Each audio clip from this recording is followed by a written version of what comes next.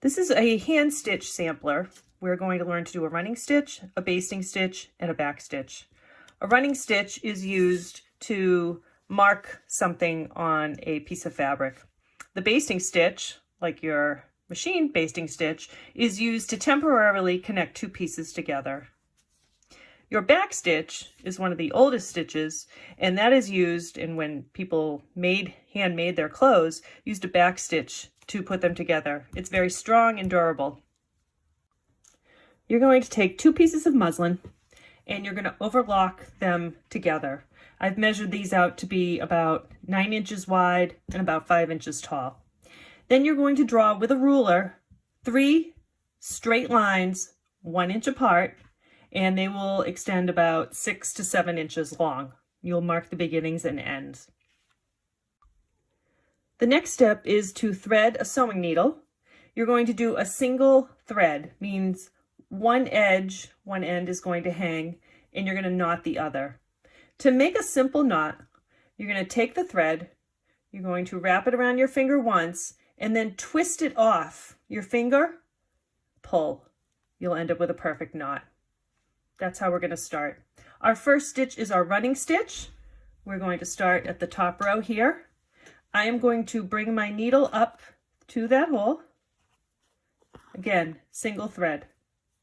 And I am going to literally act like I'm running with it. I'm going to go about 1/4 inch, come up 1/4 inch through both layers, down 1/4 inch, up 1/4 inch, and I'm going to do that all the way across.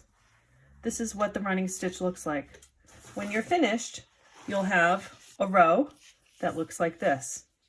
At the end of your row, when you're finished, you can either knot it or you can simply take a few stitches, small stitches in the same place, finishing on the wrong side, and that will secure it also. And that's your running stitch right there. My next stitch is my basting stitch. It's going to be similar to the running stitch. I'm going to come up from the underside of my 2 pieces of fabric, knotted end, and a single thread. I'm going to take a little bit larger stitch than on my running stitch. So 1/2 inch, up 1/4, down 1/2 inch, up 1/4. I'm going to go right across all the way to the end, and I'm going to secure it with my small stitches. So down 1/2, up 1/4, down 1/2, up 1/4. And going right along, following the straight line so that I have some unity in the stitch. When I'm finished, I'm going to go in 1/2 inch. I'm going to come up with some very tiny stitches. I'll do 3, 1, 2, 3, finishing on the wrong side for my running stitch. The last stitch in our sampler is the back stitch. The back stitch was used when people made their own clothing because it's durable, long lasting, and it sews together really nicely.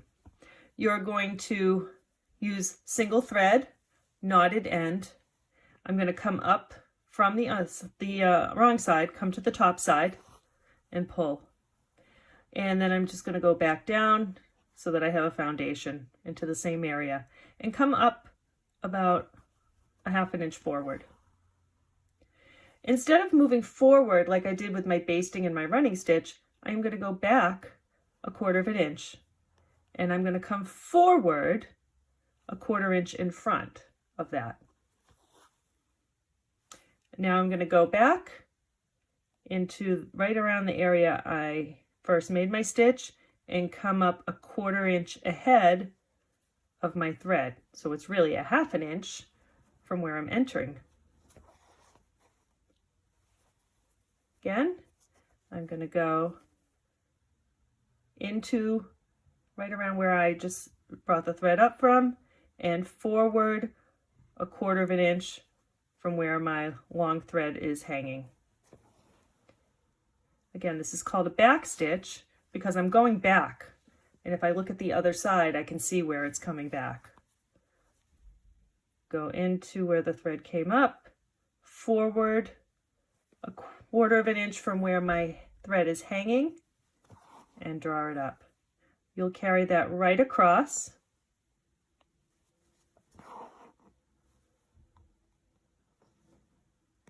When you are finished with the whole row, making sure it's really straight, you're going to come up right where you're finished and then go in with your 3 tiny stitches in the same place, finishing on the wrong side to create your row of backstitch.